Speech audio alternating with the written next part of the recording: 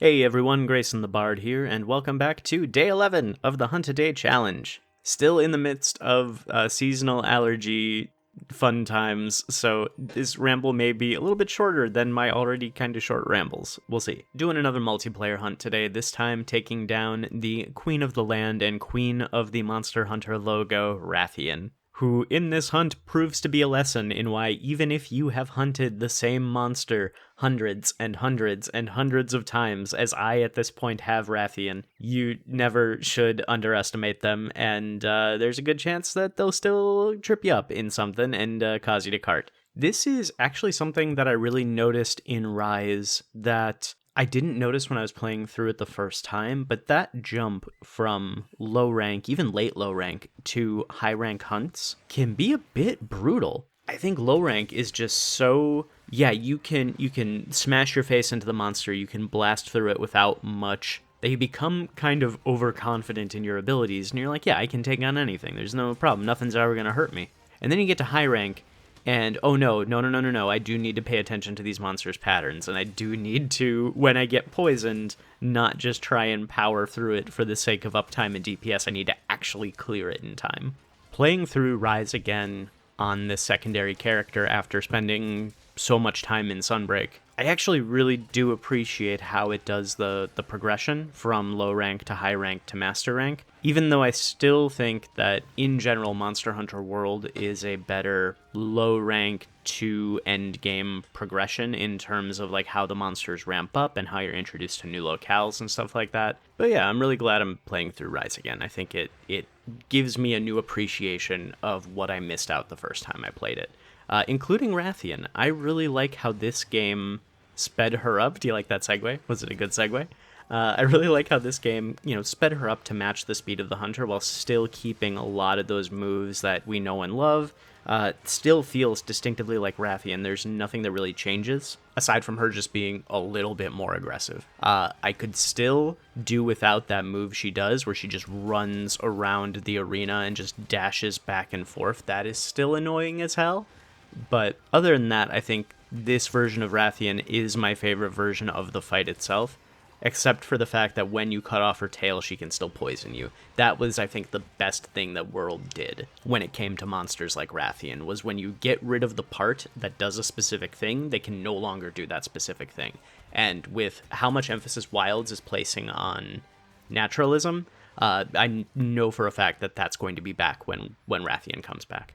Because again, talking about how viable I think these monsters are for returnability in Wilds, another great segue, there's no way we don't see Rathian. Rathian and Rathalos have never missed a game. I don't think they're ever going to miss a game, and I'm 100% fine with that. They are the Pikachu and Eevee of the series, respectively.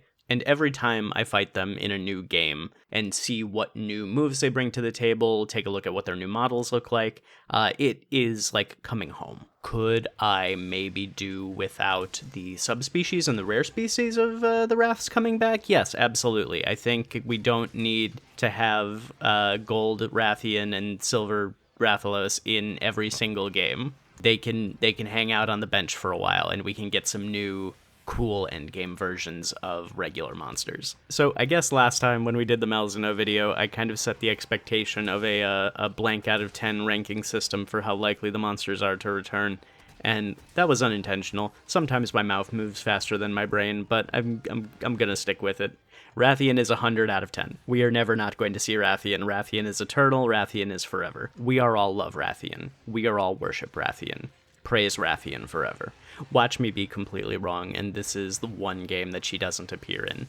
I mean, to be fair, as of right now, I only know for sure about 2 returning monsters. One being Rathalos from the reveal trailer where we saw it flying in, and then another one that I got spoiled for me that I'm not going to mention just because of my whole thing with trying to be as spoiler-free as possible. If you want to know more about that, I think it was the Day 2 video where I talk about how that happened. So, who knows? Maybe Rathian won't be in it. I doubt it, but it's possible. Talking about returning monsters, though, and having this kind of be the last thing I talk about today before wrapping up, I think it would be cool if in Wilds we saw some version of the Wyporium come back. And for those of you who don't know, in Monster Hunter 4, there was a mechanic where you could trade monster materials from monsters in that game to an NPC in order to get monster materials from monsters that were in previous games that didn't show up in 4. So, like, you could trade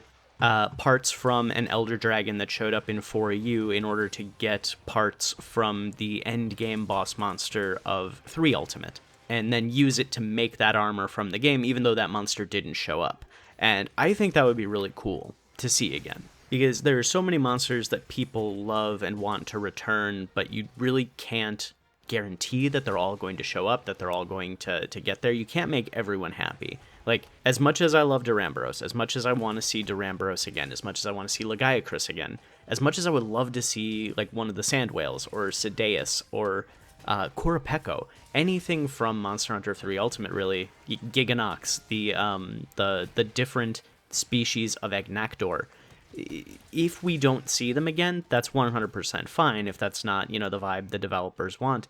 Having the Wyporium still allows people who love those monsters to get their gear, to, play around with their weapons and armor. And I think that would be a way that they could, keep the monster count kind of low if they want to, since they're going very experimental with Wilds. I can easily see Wilds having not many monsters in the base game, and then they could include different gear from monsters from previous games to kind of appease people and kind of improve variety of the armor count and skill variety and build variety without having to go full tilt on the monster count in the base game.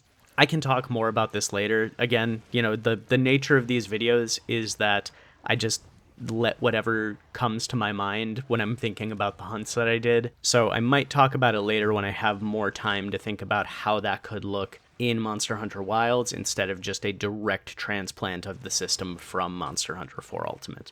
Yeah, that's it for today. Hope you enjoy the rest of the hunt. I'm pretty sure, looking at the time I've spent recording, you probably already saw the second and third carts of the hunt for this challenge. I think I'm going to keep one cart counter separate for me specifically, and one cart counter for my friends for when I do multiplayer, just so we can keep the numbers straight. And so y'all can see how much better they are at Monster Hunter than me. But stick around to the end of the hunt if you can. It helps with YouTube's sick game. Like, comment, and subscribe if you want to. Don't if you don't. And until next time, I'll see y'all next time.